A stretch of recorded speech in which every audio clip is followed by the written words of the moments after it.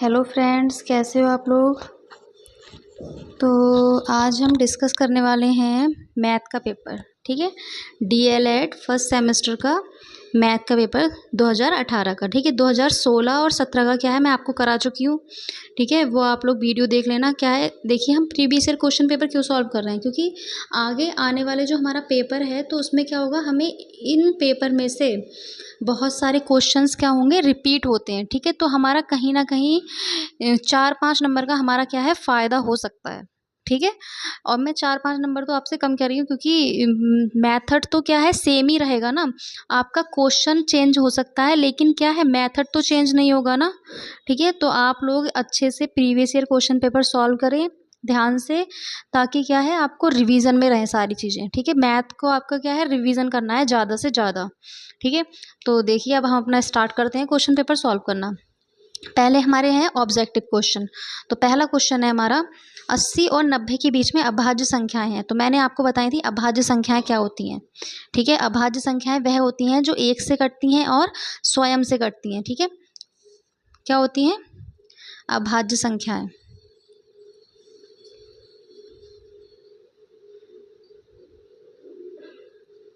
अभाज्य संख्या क्या होती है, जो एक से और स्वयं से विभाजित होती है, बाकी किसी अन्य से विभाजित नहीं होती है। ऐसी संख्याएं हमारी अभाज्य संख्याएं कहलाती हैं। मैंने क्या बताया, एक से कटती है और स्वयं से कटती है, वह क्या होती है हमारी अभाज्य संख्याएं होती हैं। तो आप देखिए, एक से और स्वयं के अलावा किसी अन्य से नहीं कटेगी। ठीक है, तो ये एक से कट रही है, स्वयं से कट रही है, लेकिन ये क्या है 81 9 से भी कटती है, 9 से विभाजित है। तो ये 81 81 दो ऑप्शन में है, दोनों ऑप्शन गलत हो गए आपकी, ये दोनों नहीं होंगे। ठीक है, नेक्स्ट देखिए 83 और 87। अब देखिए 87 है, 87 क्या है हमारा 3 से विभाजित होता है, तो इसलिए यहाँ पे 87 हमारा अभाज्य संख्या नहीं है। और नेक्स्ट है आपका 83 और 89। ठीक है, तो यहाँ पे आपका 83 और 89 दोनों ही क्या है अभाज्य संख्याएं हैं। ठीक है, अब देखिए नेक्स्ट क्वेश्चन क्या है हमारा, 90 डिग्री के कोण को कहते हैं। अब मैंने पिछली वीडियो में आपको सारे कोण पढ़ाए थे कि 90 डिग्री के कोण को क्या कहते हैं, 90 से अधिक वाले को क्या कहते हैं, 90 से कम वाले को क्या कहते हैं, मैंने आपको सारे ही पढ़ाए थे। ठीक है, तो 90 डिग्री के कोण को समकोण कहते हैं। ठीक है, 90 से कम वाले जो होते हैं उन्हें क्या कहते हैं, न्यून कोण। ठीक है, अब अधिक कोण किसे कहते हैं, 90 से अधिक और 180 से कम, वो होते हैं आपके अधिक कोण।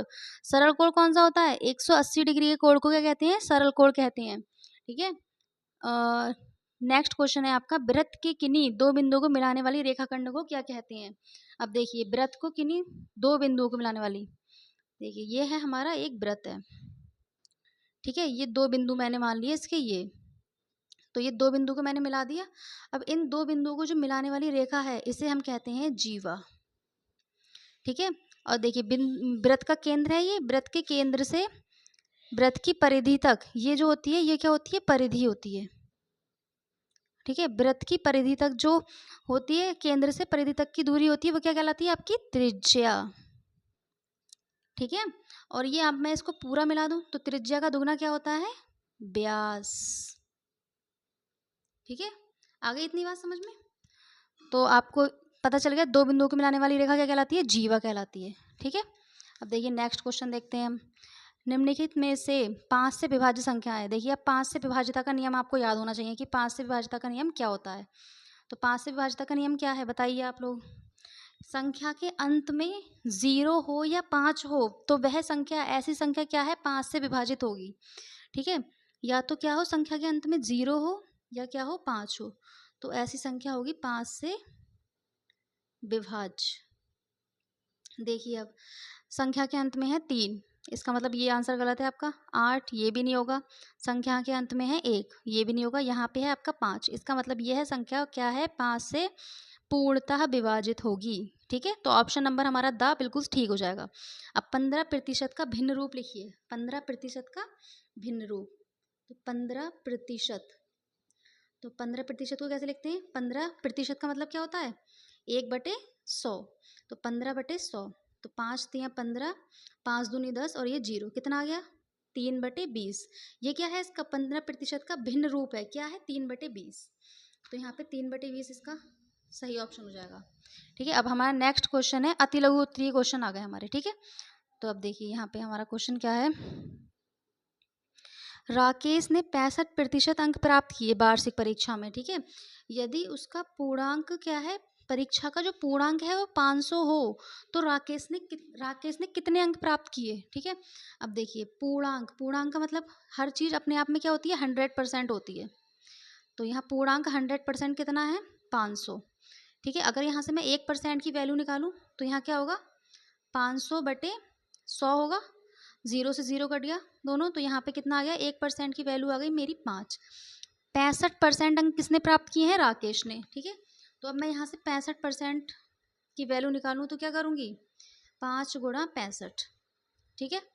तो यहाँ पे क्या हो गया, 5×5 = 25, 5×6 = 30, 30 और 2 = 32, 325 पूर्णांक, ठीक है, 325 अंक, ठीक है। तो राकेश ने 325 अंक प्राप्त किए। बात आ गई समझ में, ठीक है।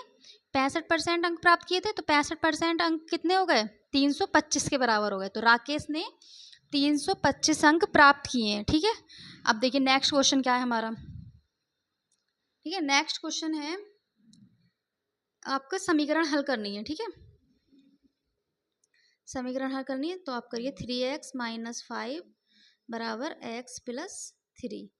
अब देखिए जो समान चर होते हैं उनको एक तरफ कर लेते हैं, ठीक है। तो 3x और ये x इसको इधर ले आएंगे, यहाँ पे आपका 3 रह गया, यहाँ पे ये माइनस का है। देखिए कोई भी चीज़ अगर बराबर के अपोजिट साइड में आती है तो क्या होता है, उसके साइन चेंज हो जाते हैं। तो ये माइनस का इधर जाएगा तो प्लस का हो जाएगा, 3x में से x जाएगा तो 2x = 5 और 3 8, x बराबर यहाँ पे ये गुणा में इधर जाएगा तो भाग में हो जाएगा, ठीक है, 8/2, 2 चौक 8, तो x बराबर कितना आ गया हमारा, 4। आ गई बात समझ में, ठीक है। ऐसे करते हैं हम समीकरण को हल, ठीक है। तो ये x बराबर हमारा, x का मान आ गया हमारा 4। अब देखिए नेक्स्ट क्वेश्चन हम देखते हैं, यदि किसी वर्ग की एक भुजा 6 सेंटीमीटर हो, अब देखिए 6 सेंटीमीटर हो, देखते हैं क्या कह रहा है क्वेश्चन। देखिए जैसे क्वेश्चन कहता जाए आपने वैसे करते जाना है, ठीक है, आराम से हो जाएगा क्वेश्चन। देखिए यहाँ पे क्या कह रहा है, यदि किसी वर्ग की भुजा, यदि किसी वर्ग की भुजा, तो वर्ग की एक वर्ग की भुजा कितनी है, 6 सेंटीमीटर, 6 सेंटीमीटर, ठीक है। तो उसका क्षेत्रफल ज्ञात कीजिए। तो वर्ग का क्षेत्रफल क्या होता, वर्ग का क्षेत्रफल होता है भुजा स्क्वायर। ये देखिए आपको छोटी छोटी चीज़ें पता होनी चाहिए। तो 6 का स्क्वायर कितना हो गया, 6 × 36 सेंटीमीटर। तो वर्ग का क्षेत्रफल हमारा क्या निकल के आ गया, 36 सेंटीमीटर, ठीक है।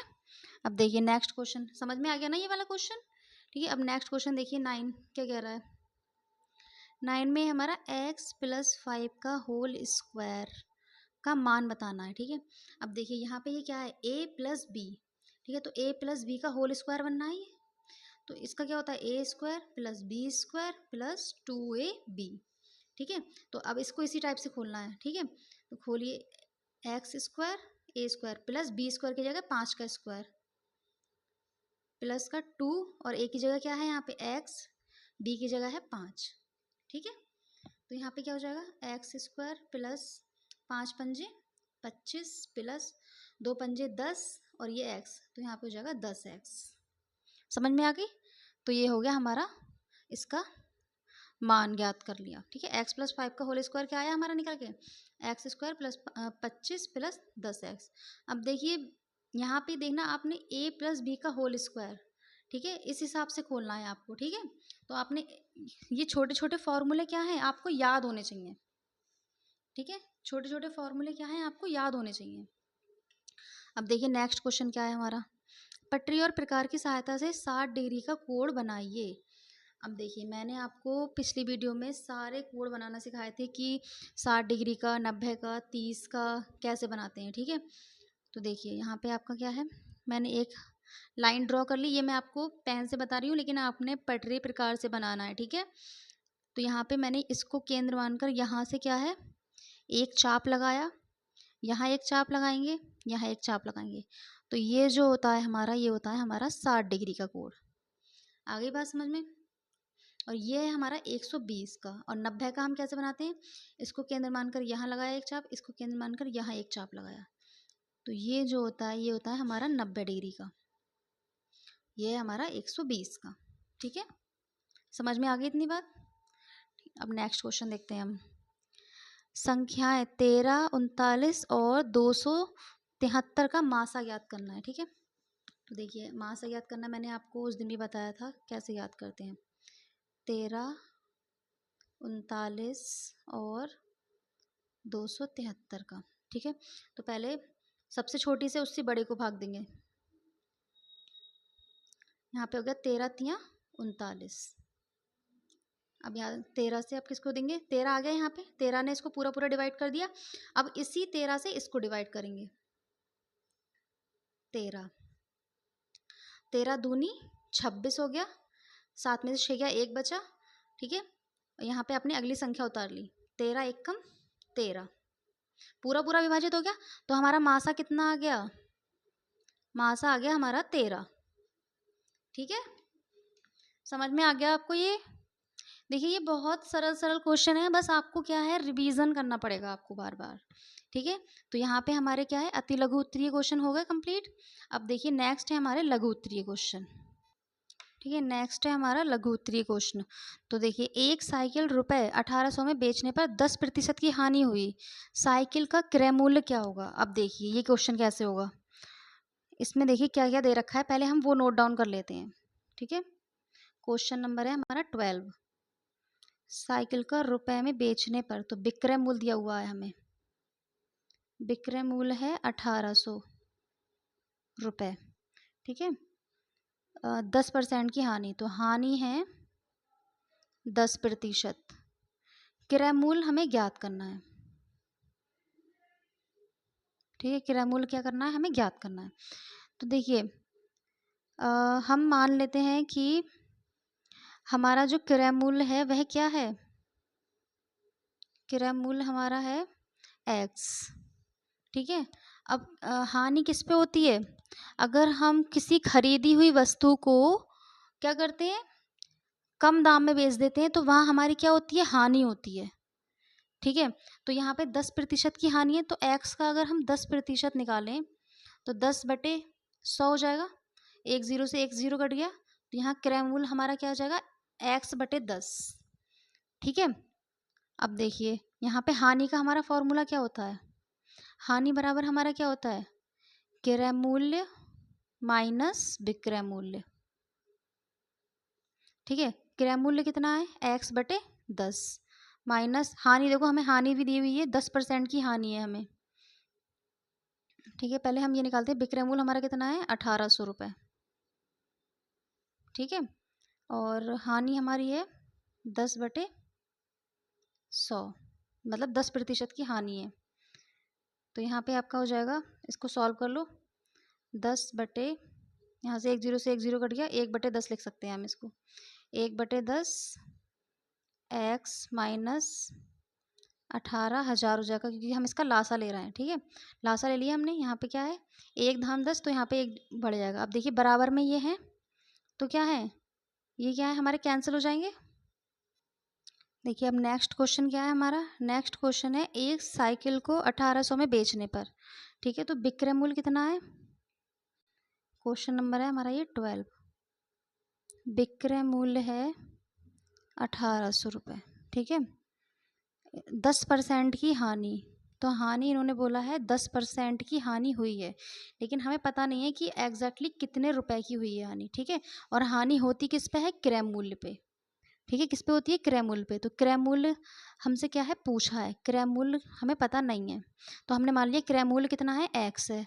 ठीक है, अब क्रय मूल्य पे हानि होती है ना, तो क्रय मूल्य पे हमें हानि निकालनी है, तो हानि कितनी हो जाएगी, x का 10%, क्योंकि 10% की हानि हो रही है, तो यहाँ x का 10% हो जाएगा, तो यहाँ 0 से 0 कट गया, तो हानि कितनी निकल के आ गई, x/10 आगे निकल के।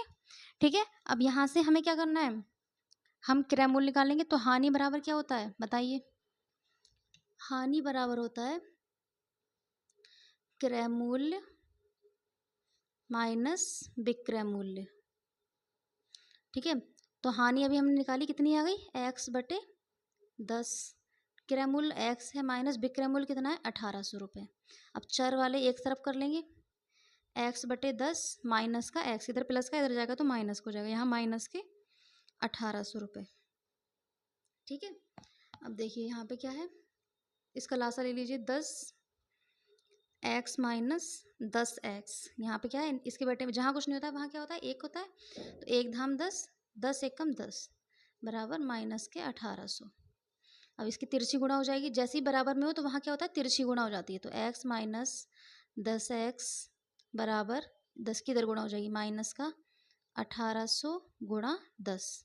अब 10x में से x जाएगा तो क्या बचेगा, 9x, लेकिन किसका बचेगा, माइनस का, क्योंकि माइनस के क्या है, ज़्यादा है, बराबर माइनस 1800, ये 10 की गुणा होगी, इसके साथ एक जीरो और लग जाएगा, माइनस से माइनस कैंसिल हो गया, तो x बराबर, यहाँ ये गुणा में है, नीचे जाके किस में हो जाएगा, भाग में, 9 दूनी 18, 3 जीरो लग जाएंगे यहाँ पे, तो x बराबर 2000। तो क्रय मूल्य हमारा कितना आ गया, 2000 रुपये।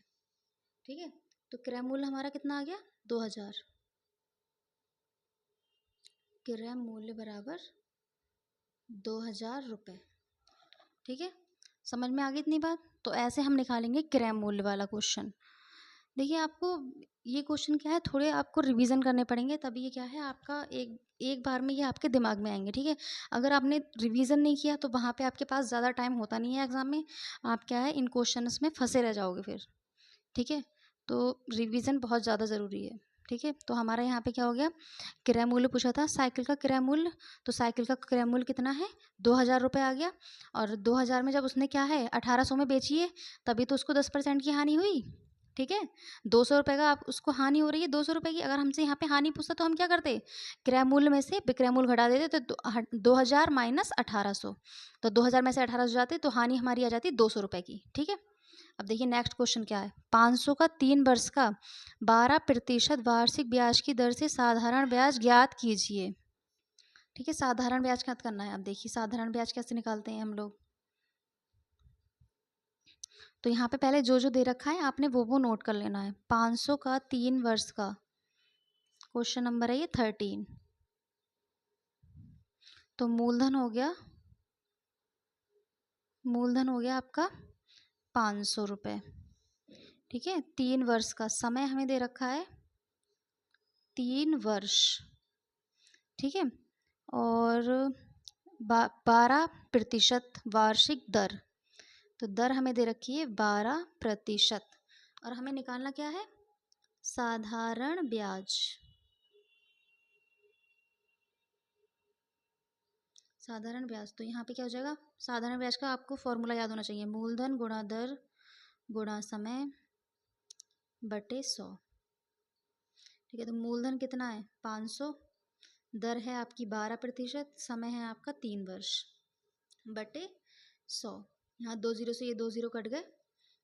ठीक है, 12 पंजे होते हैं 60 गुणा 3, 3 जीरो 3 छक 18, तो साधारण ब्याज हमारा कितना आ गया, 180 रुपये। ठीक है, 180 रुपये, तो साधारण ब्याज की हमें आ गया 180 रुपये। ठीक है, समझ में आ गया ये क्वेश्चन। अब देखिए नेक्स्ट क्वेश्चन देखते हैं, हमें इसको सरल करना है, समीकरण को क्या है सॉल्व करना है। अब देखिए समीकरण को कैसे सॉल्व करते हैं, समीकरण लिख लीजिए पहले, X Y minus Z plus Y Z minus X plus Z X minus Y. अब देखिए आपको बहुत ध्यान से करना होगा। ठीक है, पहले इसकी गुणा इससे करनी है, फिर इसकी गुणा इससे करनी है। ठीक है, ब्रैकेट खोलेंगे पहले हम, तो ये हो गया X Y minus X Z plus Y Z plus minus minus Y X plus Z X plus minus minus Z Y. ठीक है, अब देखिए ये एक्स वाई प्लस का एक्स वाई, ये माइनस का एक्स वाई, कट गया दोनों, एक्स जेड ये जेड एक्स, मतलब गुणा में है एक्स जेड या जेड एक्स, ये प्लस का ये माइनस का, कट गया। ये आपका वाई जेड है प्लस का, ये माइनस का वाई जेड या जेड वाई। ठीक है, तो ये क्या हो गया, ये भी कट गया, तो ये सब कट गया एक दूसरे, कितना बचा 0, तो इसका आंसर हो गया हमारा 0। नेक्स्ट क्वेश्चन, एक छात्रावास में 50 छात्रों के लिए 40 दिनों की भोजन सामग्री है। कितने छात्र हैं? 50 छात्र। यहाँ पे लिख देती हूँ मैं छात्र, ये छात्र, और यहाँ पे लिख देती हूँ सामग्री, या फिर यहाँ पे लिख लो दिन। ठीक है, यहाँ पे दिन लिख लीजिए। तो यहाँ पे आपका देखिए 50 छात्रों के लिए 40 दिनों का, 50 छात्र हैं, 40 दिनों का सामान है उनके पास। अब यदि छात्रावास में 30 छात्र और नए आ जाएं, अब देखिए 30 छात्र और आ गए नए, 30 छात्र और नए आ गए, तो सामग्री कितने दिनों में समाप्त हो जाएगी? ठीक है, अब कितने दिनों में समाप्त हो जाएगी ये हमें निकालना है। तो 50 प्लस 30 हो गया, ये 50 प्लस 30 मतलब 80 दिनों में, 50 और 30 80 हो गया। तो 80 दिनों में मतलब 80 छात्र हो गए, सॉरी 50 और 30 80 छात्र हैं। तो 80 छात्र अब ये 40 दिन का जो सामग्री है वो कितने दिन में ख़त्म कर देंगे, ये पूछ रहा है आपसे। ठीक है, तो देखिए एक हमने पढ़ा है फॉर्मूला M1D1, मतलब ये मैन है, ठीक है, मैन, और ये है दिन। ठीक है, ये इंसान के लिए है और ये है दिनों की संख्या। तो M1D1 बराबर M2D2। ठीक है, तो M1 कितना है? 50 है, और D1 कितना है? 40। ये दिनों की संख्या, ठीक है, बराबर M2 80। ठीक है, M2 कितना हो गया? 80 हो गया ना, क्योंकि M2 यहाँ पे दोनों मिला के 80 हो गया, और D2 हमें निकालना है। ठीक है, तो यहाँ पे आप सॉल्व कर लीजिए इसे। 50 गुणा 40, इधर ये गुणा में है, नीचे जाएगा तो आपका किस में हो जाएगा? भाग में हो जाएगा। ये D2 मतलब कितने दिन में ख़त्म हो जाएगा, ये उसकी संख्या है। तो यहाँ पे 0 से 0 कट गया, 4 दूनी 8। अब 2 से ये कट जाएगा, 2 दूनी 4, 1 इधर जाएगा, 2 पंजे 10। तो हमारे दिनों की संख्या आ गई D2 बराबर 25 दिन। मतलब अगर 30 छात्र और आ जाएं तो ये 40 दिनों में जो राशन ख़त्म होने वाला था, 40 दिनों में जो सामग्री ख़त्म होने वाली थी भोजन की, ठीक है, वह क्या है 25 दिनों में ही समाप्त हो जाएगी। ठीक है, समझ में आ गई ये बात? तो हम इस तरीके से करेंगे ये वाला क्वेश्चन। अब देखिए नेक्स्ट क्वेश्चन पे अब चलते हैं। नेक्स्ट क्वेश्चन है हमारा, एक आयताकार गत्ते का क्षेत्रफल 117 वर्ग सेंटीमीटर है, इसकी लंबाई 13 सेंटीमीटर है, तो गत्ते की चौड़ाई ज्ञात कीजिए। ठीक है, अब देखिए क्या कह रहा है क्वेश्चन 16, क्वेश्चन नंबर है 16।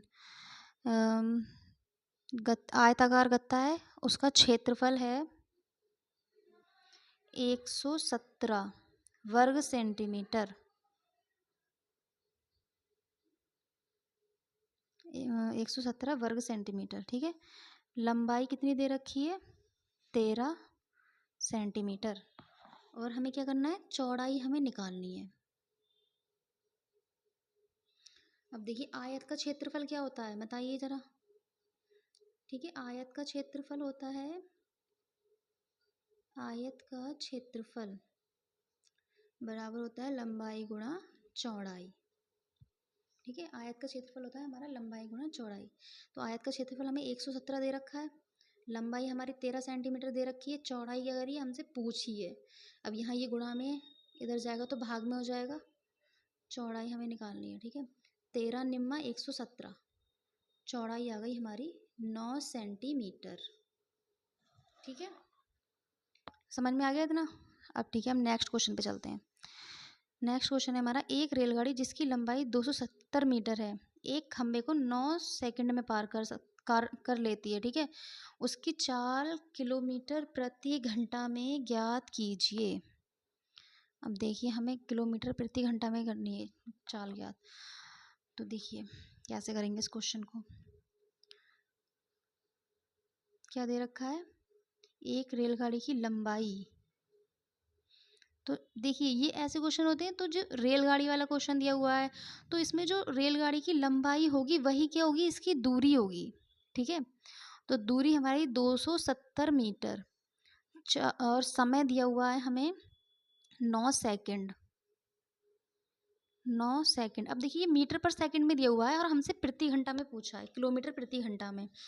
ठीक है, उसको हम बाद में सिंप्लीफाई कर लेंगे। पहले हम क्या करते हैं, इसकी चाल निकाल लेते हैं। ठीक है, तो चाल बराबर क्या होता है, दूरी बटे समय। चाल बराबर दूरी बटे समय। दूरी कितनी है, 270 बटे 9। ठीक है, ये मीटर में है और ये सेकंड में है। 9 तियाँ 27 जीरो, तो चाल बराबर हमारी किस में आ गई, चाल हमारी आ गई 30 मीटर पर सेकंड।